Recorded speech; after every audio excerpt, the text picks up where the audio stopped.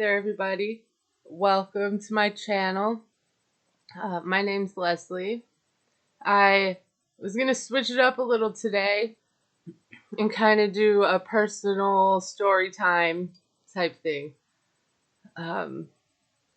So I want to talk about my weight loss journey, which I don't talk a lot about, actually.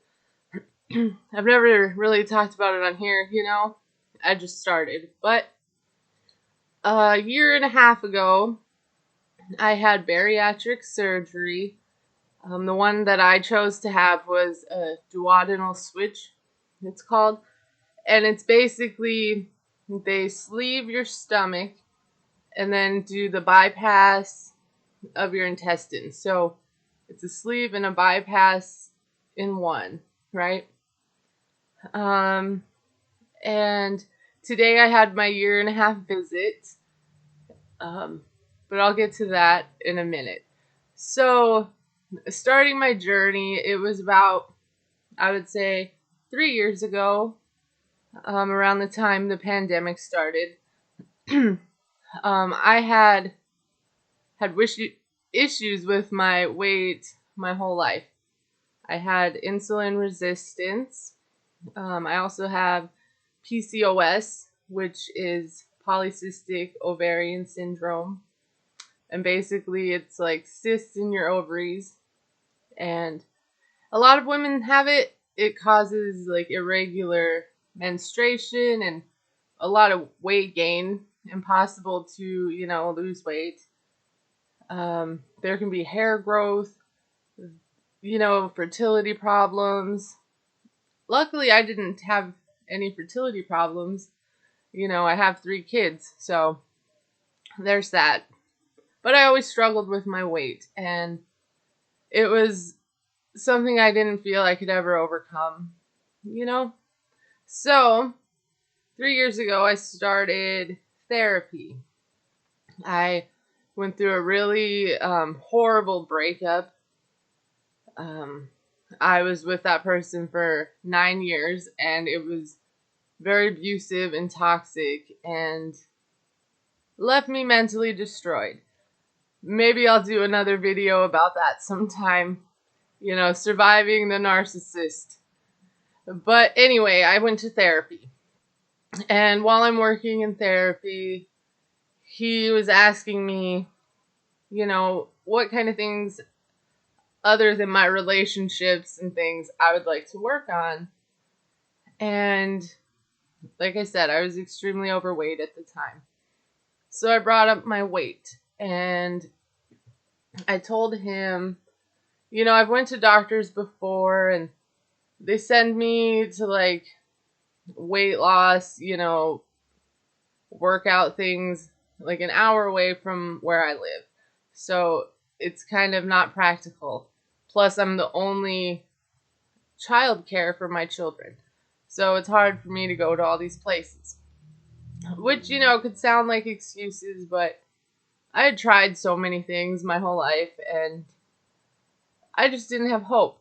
And I told him, I've mentioned trying to get weight loss surgery, and doctors pretty much like deny me right away or tell me, talk to this person, go to this specialist, do this. And it's very defeating because it's hard enough to even get to a point where you want to ask that, At least for me, and a lot of people, are ashamed of their weight and needing help. So I'm continuing therapy. Turns out that my therapist was the therapy part of a program at the Center of Weight Management. And to get like bariatric surgery, you have to do a therapy test, to make sure you can mentally handle the drastic change. So he referred me, and they got a hold of me, and I started seeing the dietitian, and she had told me that my therapist had only recommended like one person in like 20 years to get this surgery. So he really must believe in me. And that meant a lot to me. I didn't want to let him down.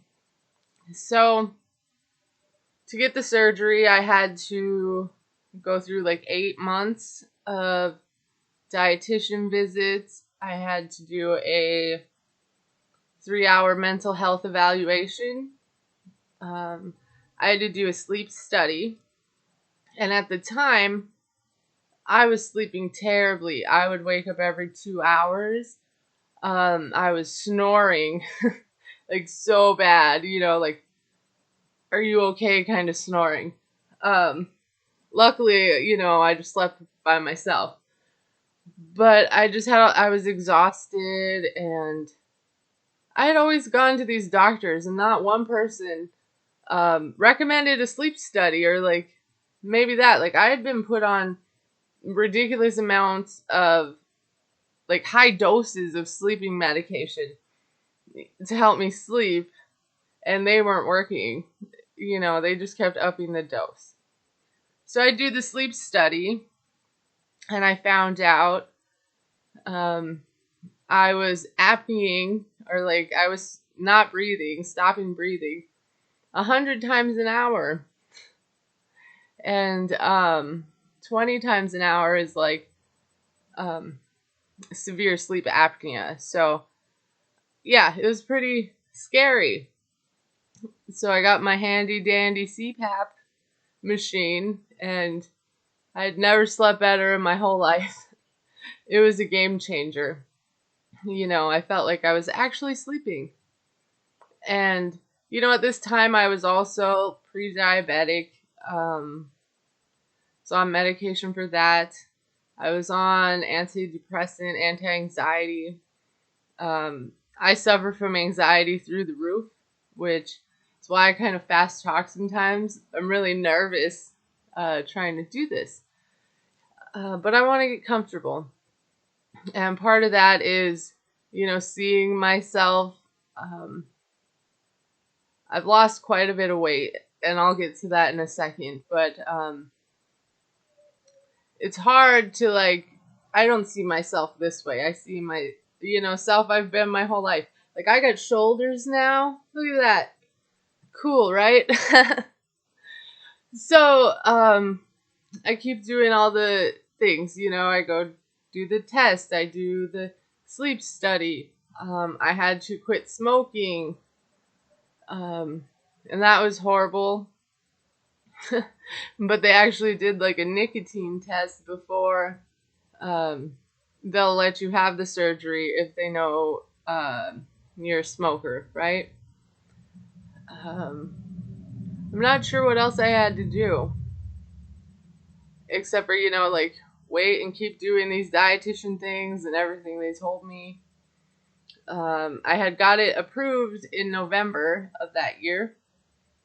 And it actually had to get pushed back like another month. So I had surgery December 11th of like 2021, 22. It's been a year and a half. And at the time, I couldn't stand like for 3 minutes to wash my dishes. I was having back spasms. Standing in the shower was hard. I would immediately have to sit down if I even made it through the whole thing. After I showered, I could barely give my kids baths. Cleaning my house was hard. I had to get a lot of support from my mom and my sister. And, when I started my mental health journey, I just, I knew my kids didn't deserve a depressed and anxious mom. And I was at like the lowest point in my whole life. And I didn't feel like I could get out of it. And I just kept pushing as hard as it was. There was a time I tried to take my kids for a walk, and we barely made it. Like a few minutes. And, my twins were all over the place. And my oldest is like whining, and I can barely walk. Like, I need to sit down. I used to not even be able to grocery shop without having to like sit. There was times I sat in the aisle because my back hurt so bad. Um, I couldn't do like anything, and plus, like I was so anxious and ashamed to go in public. The breakup I went through was pretty devastating, and the things that happened to me during that and after made me just very ashamed of myself, right? And when that had happened, the pandemic just started, so I was also very alone, just me and my 3 kids, and um, it was pretty rough. So finally, I make it to the surgery day, and yeah, I was pretty terrified, but I knew like it's either this or what, like you're gonna die, like that's how I felt, you know. Who's gonna raise your kids? Nobody, you know, and they need me. So I have the surgery. I woke up the next day. It was horrible, horrible pain. Um, Bad. I've had like natural childbirth without drugs, and I've had a emergency C-section, and this was much worse. um, they kind of do a thing where they make like 6 little incisions, and then they fill you with air, like you know, a parade float, a parade balloon. They fill you with air, and they go in there that way. So they let out all the air, but some of it stays in your body, and they told me it like gets trapped in this area until it absorbs into the muscle. And so they're making you like do arm things. Within a couple hours of surgery, they had me like walking around. Um, it was rough. I got like 20 shots in my stomach to like, I don't know. I don't remember. Something to do with like blood clots, you know, all kinds of things. They had me like sipping so much water before I could leave. I was in the hospital for 2 days, and I came home on my twins' birthday because even though I was going to be no use, I couldn't be away from them on their birthday. So I got home, and for 2 months, I could only eat a quarter cup of cream of chicken or like Greek yogurt with no chunks. I couldn't have chunks, so I couldn't have mashed potatoes. I could have like protein shakes. It was a quarter cup at a time for 2 months, and I had the surgery on December 9th. So I'm sitting at Christmas, and I could just smell all this food. It was horrible. I couldn't have any of it. And the food I could smell the most was cucumbers. They smelled so good, delicious, but I couldn't have any, right? So, 2 months later, after surgery, I got to eat like cottage cheese. That was the first like solid thing I ate, and it was so good. I'll never forget how delicious that felt and tasted. And oh my gosh, it was good. And then a couple weeks later, I could have like scrambled eggs and, refried beans. So I did that for a couple more months. And I would say about 5 months after surgery, I could like start just eating normally. As far as like food, I didn't have to worry about chunks. You do have to worry about like chewing, but after that, I could eat whatever I wanted. So that was cool. I still couldn't eat very much. I still can't. The hardest part is, trying to get the water. They want you to drink like 2 liters of water a day. It's impossible for me. It just feels hard. and I don't have that much room in there. So healing from surgery, I lost 60 pounds in the first couple months. I was dropping weight fast, and things started changing for me. I used to not be able to wear a seatbelt because, it didn't click. And one day, by chance, I got rear-ended, and, the police came, and I went to pull away, and I was like, he's not going to get me today. So I was going to, make the seatbelt work however I could. And I didn't even have to wrestle with it. It just clicked. My back stopped hurting. I could, take a shower and get out and, dry off and get dressed without sitting down. I started being, capable of maintaining and cleaning my whole house without help, bathing my kids.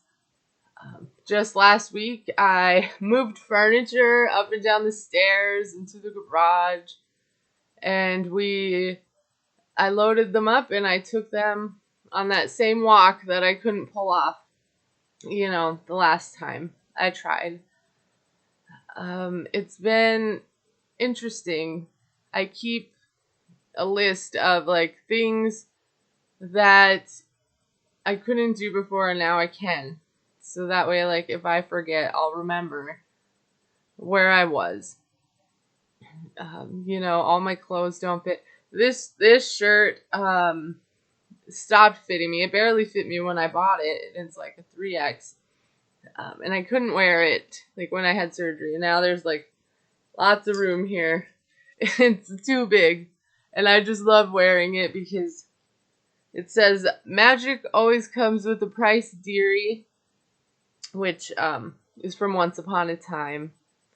I am a giant Disney nerd, so I know all things Disney, and Once Upon a Time isn't technically Disney. I think it was ABC and then Disney bought them. But it's still cool. It's all the fairy tales. So, these days I get complimented. Everyone notices. It's still uncomfortable for me because I don't see myself that way. And like I said earlier, that's why I've been trying to start doing this. Get some confidence. I've been in therapy. It was very hard for me to speak my opinion and stick by it before, and I'm working on that. I have a lot of opinions on these shows. So today I went to the doctor, and like I said, it's been a year and a half, and they told me that I've lost 208 pounds. 208 pounds in a year and a half. I can't even fathom that much weight. It was a lot to not take in because I knew I had lost 50 pounds since I last saw them in November. And I weigh myself every day now, just to keep myself on track. So I knew what I had lost, but in my head I'm well, is that good? Is that enough? Is that average? Is that above average? Where are we here? Because I want to do good, and I have a lot of people to make proud, but the main person is me. And they said I'm a star patient story and how wonderful I'm doing. And the dietitian that I originally started working with was overjoyed to see me. She did a happy dance. She called someone else in to see me that had worked, I'd worked with them through this journey. And they were all so happy. And me as a person, I buckled, people like me. You guys like me, you're proud of me. Oh my gosh. Little old me, And it was a lot of hard work. And, I do move around more. I'm capable of exercising. I'm capable of being the mom my kids deserve. So I need to be proud of that. And I keep thinking of the Snoop Dogg speech where he says, I would like to thank me for believing in me, showing up every day for me. That's how it feels. It's hard for me to, be proud of myself. But I wanted to share this here. Maybe it'll inspire some people. During my whole journey, I didn't share a lot of this. It's hard for me to be vulnerable. Even before I had surgery, I took a couple pictures, but not a lot. I was convinced that, I was going to be the one person that had surgery and gained weight or it didn't work for. And that was wrong. And I do have, all the photos from then till now and all of that. So yeah, that's my journey in a nutshell. Let me see if I can find a thing here. And I couldn't have done it without therapy too, because I look different on the outside, but you don't feel different on the inside. I still see myself as the same person, just evolved. I've grown a lot. I've healed a lot. I've worked on my trauma and my insecurities. So, that's good. I got it. Let's see.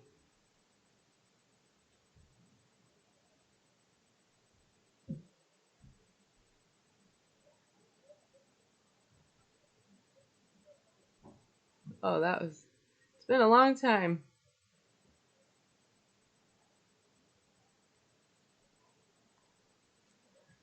Can you see it? So this is you can't see it. This is a terrible camera I have. Yeah, you probably won't be able to see it. But I've made a lot of progress and I just wanted to share that and kind of let people know me and where I'm coming from and what my story is. Will black and white work? Nope. Nope, it's not gonna work. Sorry. Maybe I can make a video and figure out pictures eventually. So, thanks for sticking around and hearing my story. If you have any questions about any of that, feel free to comment. Thank you to Sunny Days 00 for always commenting and trying to, help a girl out. I appreciate it. It makes my whole day. Thank you to anyone else who wants to do that. And I'm going to get on Match Me Abroad soon. So look out for that. Thanks, everybody. Bye.